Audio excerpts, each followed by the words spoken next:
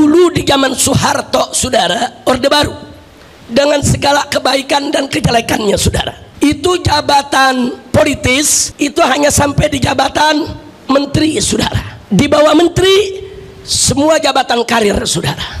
Hampir semua jabatan karir. Dirjennya dari karir, irjennya dari karir, sekjennya dari karir, eselon 1, eselon 2 dari karir.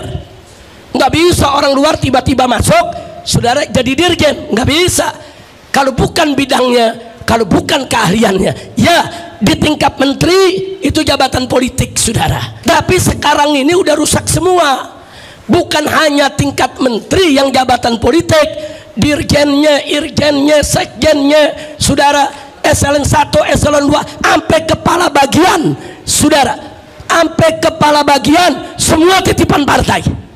Dan maaf-maaf, ada kementerian yang dipegang oleh orang partai, saudara, sampai satpam cleaning service dari partai dia, saudara. Apa ini negeri mau diatur begini bagaimana? Nah, jangan kayak sekarang. Sekarang kan banyak ngawuran nih. Bankir diajak diangkat jadi menteri kesehatan. Nah, akhirnya dunia kesehatan dibisniskan, saudara. Fakta kok. Bos Gojek dari menteri pendidikan. Kalau bos Gojek jadi menteri transportasi masih logis, saudara. Nah, tapi kalau jadi menteri pendidikan, kita lihat akibatnya. Perguruan tinggi, saudara, semua dibisniskan. Menteri pertahanan disuruh nanam singkong. Ini menteri pertaniannya kemana? Astagfirullahaladzim. Ini kok jadi ngawur begini, saudara? Kenapa? Itu tadi, ini cawe-cawenya partai politik, saudara. Semua mau diambil alih oleh partai politik, semua. Mau itu kementerian, mau itu kedutaan besar, saudara, mau itu komisaris daripada BUMN, semua mau dibagi-bagi di antara orang partai. Nah, jadi rakyat yang bukan orang partai bagaimana? Nah, kalau sekarang kita lihat, saudara, menterinya dari partai, dirjen, irjen, sekjen dari partai, kepala-kepala bagian dari partai. Tahu-tahu orang yang nggak ngerti apa-apa masuk ke dalam, saudara, kementerian, dapat jabatan. Gimana ceritanya? Wah, belakangan terakhir ada biduan lagi dapat honorer. Ini apa ceritanya ini negeri, saudara? Hancur ini negeri kalau kita percayakan negeri ini kepada partai, saudara. Ahlan wa sahlan wa marhaban bikum. Laqad sarraftumuna wa nawartumuna wa farrahtumuna. Fajazakumullahu khairal jaza. Farahtumul qulub wa nawartumul majlis wa sarraftumul bait. Wa sallallahu subhanahu wa ta'ala an yubarika lana yubarika lakum. Amin ya rabbal alamin. Terima kasih kepada para tamu kita yang datang pada hari ini. Sebelum kita berbincang, para tamu menyampaikan apa yang ingin disampaikannya, terlebih dahulu kita membacakan satu ayat atau satu hadis untuk kita tabarruk, ifadah wal istifadah, supaya kita bisa mendapatkan manfaat keberkahan dari silaturahim kita pada hari ini, insya Allah. Biasanya untuk memulai majelis pertemuan, saya bacakan ayat atau hadis yang dinukilkan oleh Al-Imam An-Nawawi dalam kitab Riyadhus Shalihin. Majelis pertemuan kali ini kita sudah sampai di bab fil mujahadah. Al-mujahadah itu artinya kesungguhan di dalam ibadah kepada Allah Subhanahu wa ta'ala. Di pertemuan yang lalu sudah kita sampaikan ayat yang pertama, dan masih ada beberapa ayat lagi yang dinukilkan oleh Al-Imam An-Nawawi dalam kitabnya Riyadhus Shalihin. Kita bacakan. Isma'u rahimakumullah. Qala radhiyallahu ta'ala anhu wa ankum jami'an. Qala Allah ta'ala walladzina jahadu fina lanahdiyannahum subulana wa innallaha lama'al muhsinin. Ayat yang pertama yang dikutip di sini adalah firman Allah yang berbunyi, walladzina jahadu fina, dan orang-orang yang berjuang di jalan kami. Jadi berjuang di sini apakah itu menyangkut ibadat, apakah itu menyangkut muamalat, apakah itu menyangkut hubungan antara manusia dengan Allah ataupun manusia dengan manusia. Jadi kata Allah, walladzina jahadu fina, orang-orang yang berjuang di jalan kami, maksudnya di jalan Allah, di ajaran Allah, lanahdiyannahum subulana, niscaya pasti kami akan menunjukkan kepada mereka subulana, jalan-jalan kami. Ini janji yang sangat indah dari Allah Subhanahu wa ta'ala. Artinya siapapun di antara kita yang serius bersungguh-sungguh berjuang di jalan Allah, saudara, maka niscaya pasti Allah akan berikan banyak jalan buat dia.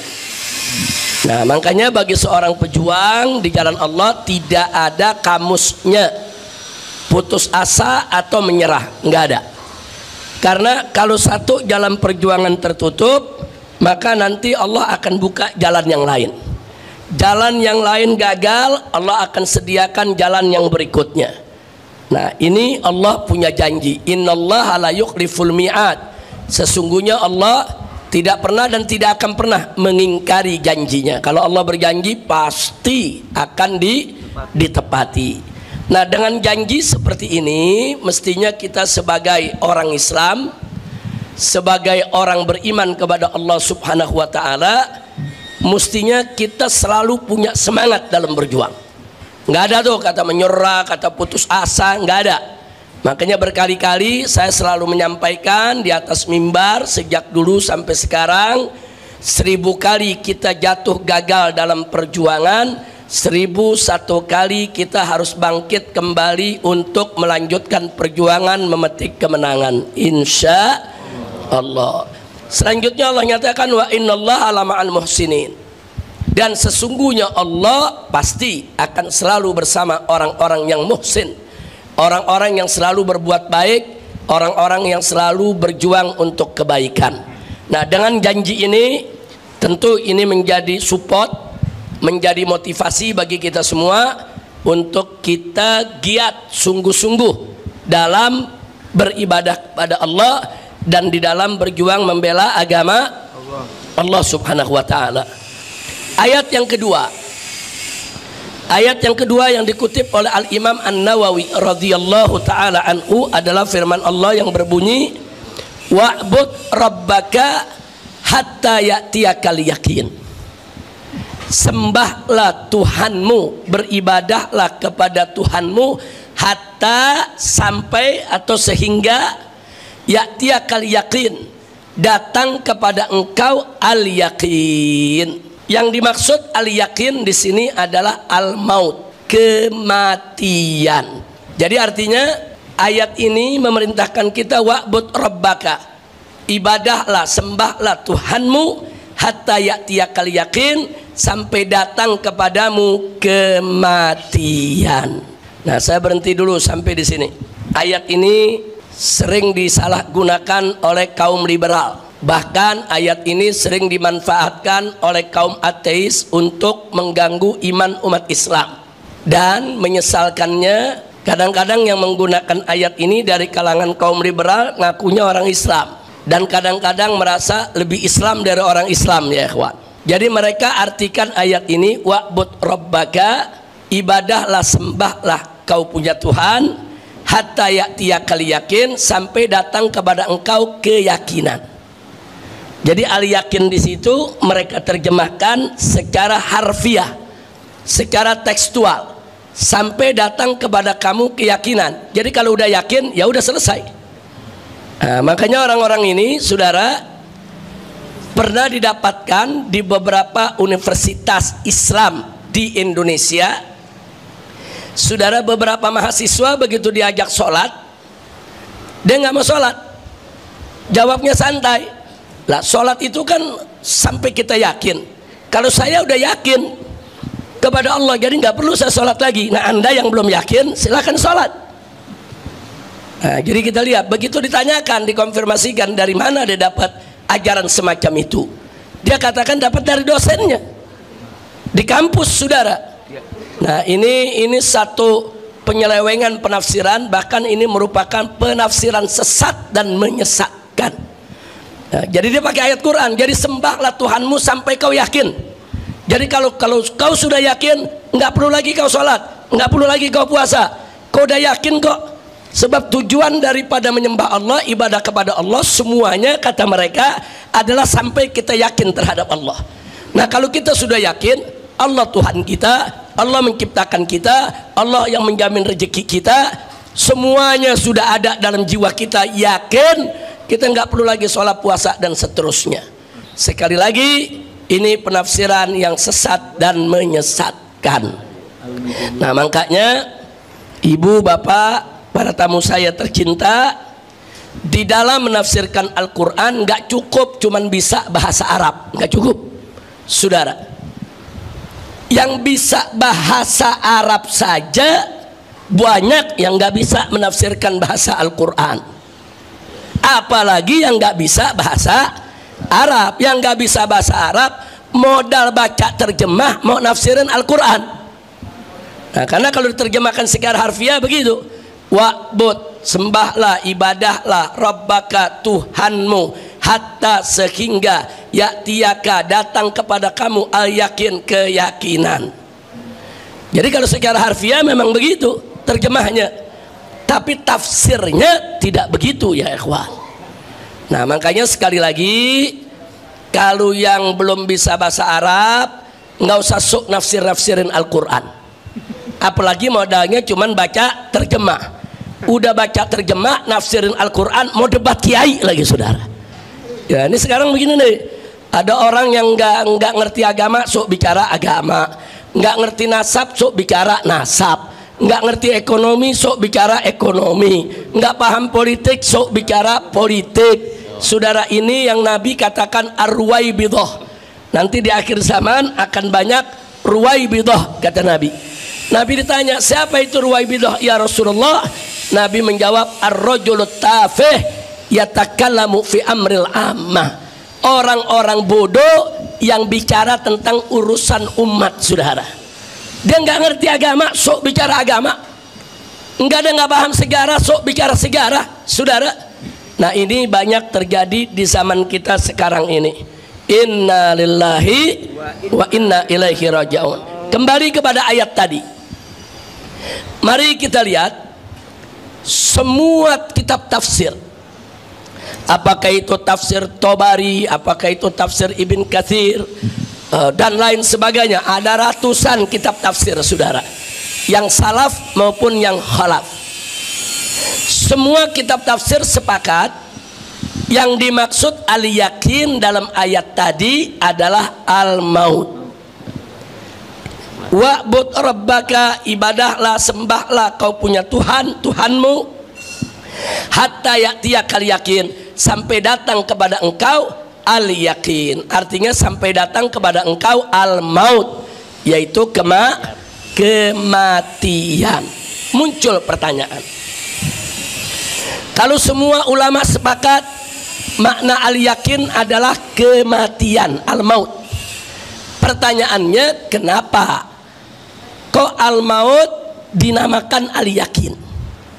Kenapa kematian disebut sebagai keyakinan? Ada rahasia apa? Setidaknya ada dua hal yang harus kita garis bawahi, saudara. Pertama, orang kalau sudah mati, saudara, yang tadinya tidak percaya adanya Allah jadi percaya. Yang tadinya tidak percaya tentang Nabi Muhammad sallallahu alaihi wasallam dan Al-Quran jadi percaya. Yang tadinya tidak yakin adanya azab kubur jadi yakin.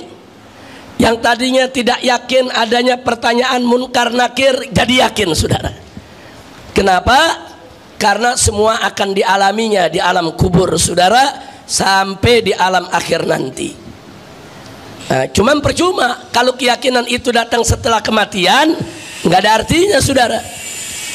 Jadi siapapun, mau orang yang beriman, mau yang kafir, mau yang ateis, saudara, begitu mati, saudara, semua tabir keraguan akan tersingkap.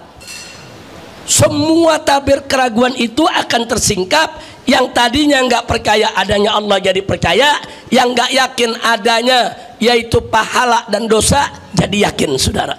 Makanya al-maut itu disebut al-yakin.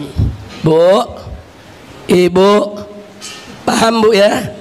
Nah, jadi sekali lagi tuh, kenapa al-maut disebut al-yakin? Al-maut disebut al-yakin karena memang dengan kematian yang nggak yakin jadi yakin, yang nggak percaya jadi percaya tentang adanya Allah, Rasul, malaikat dan seterusnya. Yang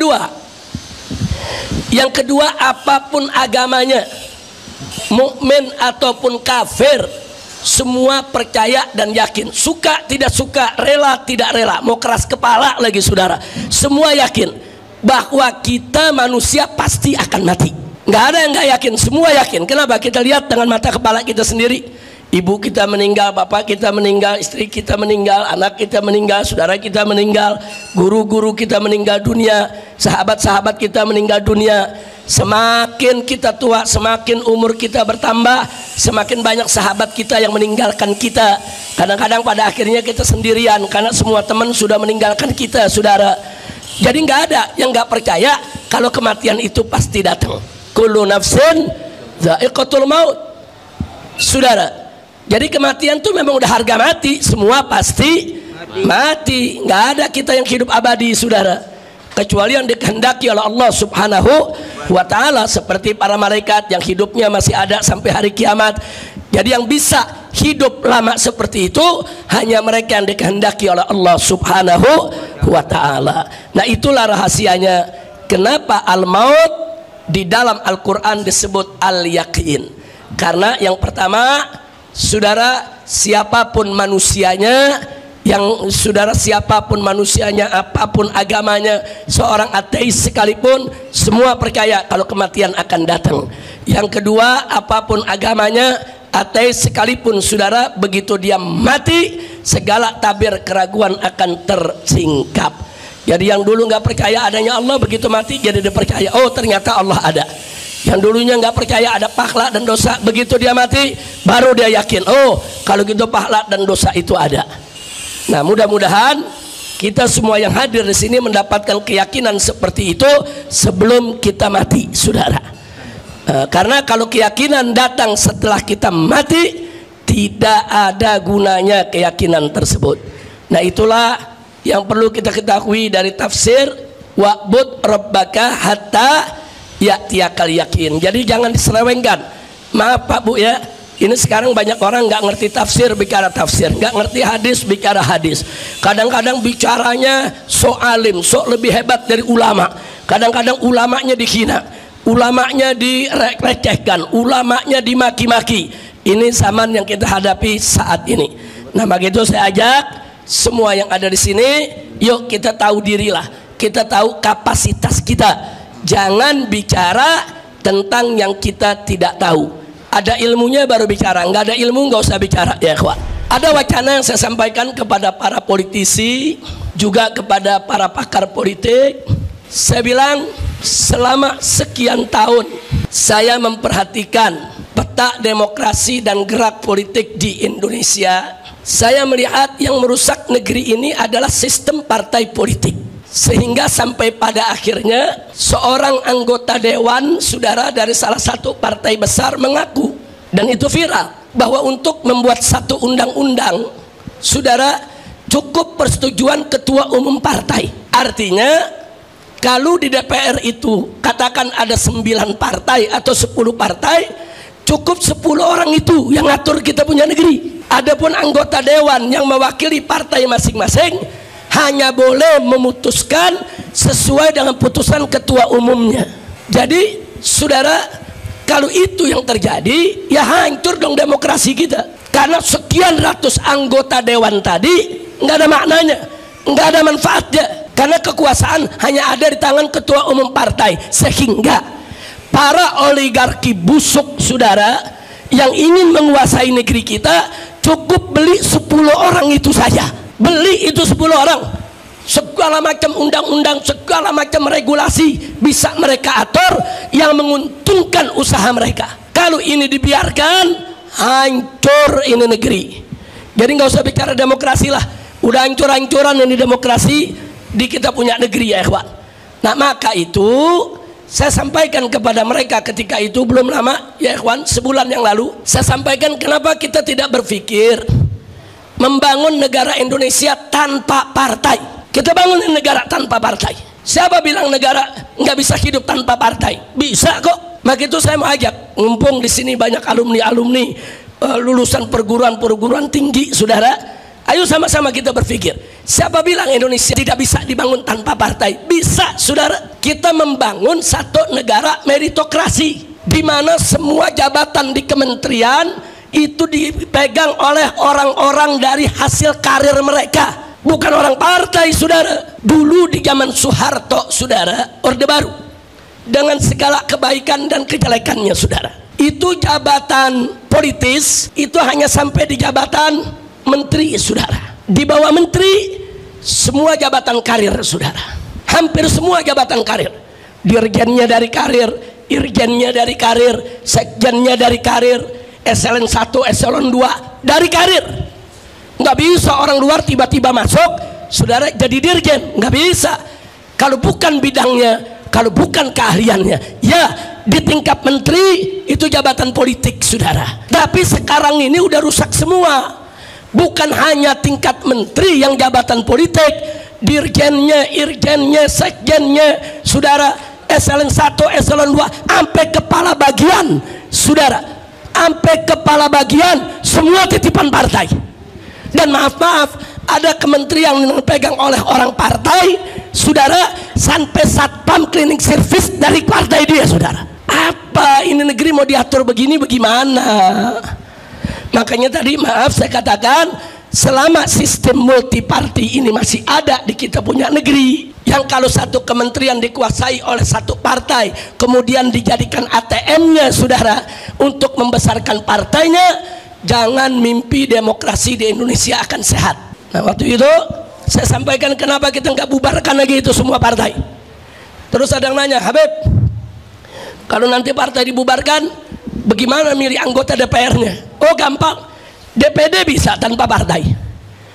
DPD para senator dipilih dari setiap daerah tanpa partai, calon independen. Kalau DPD bisa, DPR juga mesti bisa dong. Kalau perlu DPD-nya hapus, ganti DPR yang calon independen tanpa partai, sehingga setiap anggota DPR independen bisa menyuarakan rakyat tanpa ditekan oleh atasan, saudara. Bisa kok. Siapa bilang nggak bisa, saudara? Omong kosong kalau dibilang nggak bisa. Biasanya yang bilang nggak bisa ya orang partai, karena takut partainya dibubarkan. Kira-kira paham ibu ya? Ini tamu saya sama nih, paham semua nih ya. Saya bukan lagi berkhayal nih, bukan nih. Ini lagi lempar wacana, saudara. Ini wacana dalam dunia politik penting. Nah sehingga, saudara, presiden dipilih secara independen, DPR dipilih secara independen, betul-betul semua rakyat yang pilih. Negara ini bebas daripada tekanan partai, saudara. Itu pertama. Baik, andai kata pun negara tanpa partai itu sulit, saudara, atau belum bisa dilaksanakan saat ini, atau perlu 1 atau 2 dekade lagi mendewasakan masyarakat, saudara, maka solusinya cukup Indonesia punya 2 partai saja. Bisa, saudara. Amerika Serikat, negara yang begitu maju, bisa ke 2 partai, Partai Republik, Partai Demokrat, selesai. Di Indonesia bisa. Indonesia ini dari dulu sudah terbelah, saudara. Cuman ada 2 bagian. Satu bagian mendukung pemberlakuan syariat Islam, satu bagian enggak mendukung pemberlakuan syariat Islam. Simple, bikin 2 partai, partai yang mendukung syariat, partai yang tidak mendukung syariat. Silakan umat mau pilih yang mana, saudara. Simple, dan itu lebih sehat. Kenapa lebih sehat? Kalau partai Islam yang menang, maka partai sekuler silakan jadi oposisi untuk mengimbangi daripada kepemimpinan partai Islam. Kalau partai sekuler yang menang, maka partai Islam yang jadi oposisi. Jadi negara ini saudara, ada balancingnya saudara, seimbang. Nah kalau sekarang teriak-teriak negara presidensial itu nggak boleh ada oposisi, jadi semua disuruh dukung pemerintah, nggak boleh beroposisi saudara. Nah jadi dua partai itu juga masih boleh sehat, walaupun saya tetap kepada wacana pertama, bangun negara tanpa partai, sehingga nanti jabatan-jabatan menteri saudara itu bisa diambil dari jabatan karir. Presiden yang terpilih secara independen saudara, dengan anggota dewan yang juga independen saudara, bisa memilih para menteri dari kementeriannya masing-masing. Nah, jangan kayak sekarang kan banyak ngawuran nih, bankir diangkat jadi menteri kesehatan. Nah akhirnya dunia kesehatan dibisniskan saudara. Fakta kok. Bos Gojek dari menteri pendidikan. Kalau bos Gojek jadi menteri transportasi masih logis saudara. Nah tapi kalau jadi menteri pendidikan, kita lihat akibatnya, perguruan tinggi saudara semua dibisniskan. Menteri pertahanan disuruh nanam singkong. Ini menteri pertaniannya kemana? Astagfirullahaladzim. Ini kok jadi ngawur begini saudara. Kenapa? Itu tadi, ini cawe-cawenya partai politik saudara. Semua mau diambil alih oleh partai politik, semua. Mau itu kementerian, mau itu kedutaan besar saudara, mau itu komisaris daripada BUMN, semua mau dibagi-bagi di antara orang partai. Nah jadi rakyat yang bukan orang partai bagaimana? Nah ini saya pengen ini Prof Laila, kita buat satu pertemuan besar, kita kumpulkan semua para pakar, ayo kita diskusi, nggak apa-apa, ayo kita berdebat, ayo kita adu argumentasi, ayo kita adu pendapat, ide di sana untuk menyelamatkan kita punya Republik Indonesia, insya Allah. Bu, kalau kita punya negeri, menterinya jabatan karir, sekjen, irjen, sampai kepada dirjennya, semua jabatan karir, mereka akan menguasai bidangnya. Mereka tahu penyakit apa yang ada di bidangnya, mereka tahu bagaimana mengatasi persoalan yang ada di bidangnya. Jangan sekali-kali memberikan sesuatu kepada bukan ahlinya. Nabi sudah ingatkan, apa kata Nabi dalam hadisnya, idza wusidal amru ila ghairi ahli fantadhir sa'ah. Kata Nabi, kalau kau serahkan urusan kepada yang bukan ahlinya, tunggulah datangnya kiamat. Maksudnya datang kehancuran. Nabi udah kasih tahu, hancur kamu kalau memberikan sesuatu bukan pada ahlinya sudah.